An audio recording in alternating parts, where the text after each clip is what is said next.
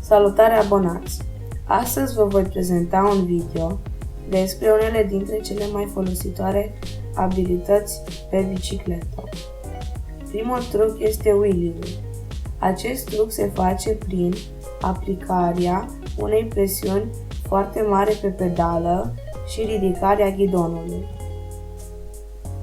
El are doar o aplicare practică, care arată foarte bine: ridicarea roții de față și coborârea bordurilor. Al treilea truc este endo. Endo-ul este un truc destul de ușor, dar mai presus, el te învață controlul frânei de față.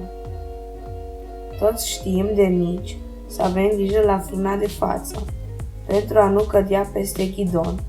Pe lângă faptul că arată fain, aplicarea practică, endo-turn-ul, te ajută să iei virajele într-un spațiu mai mic. Mersul cu o mână sau fără mâini. Această abilitate este foarte folositoare, deoarece poți să-ți ajustezi casca, poți să bei apă sau alte lucruri fără a te opri sau a te da jos de pe bicicletă. Pentru a merge mai ușor fără mâini, sfatul nostru este să te lași puțin pe spate.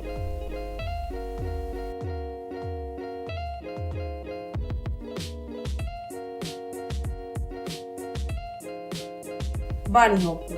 Bunny hop-ul este trucul meu preferat, deoarece deschide multe uși și poți sări peste borduri, evita obstacole pe traseu sau să cobori în stil.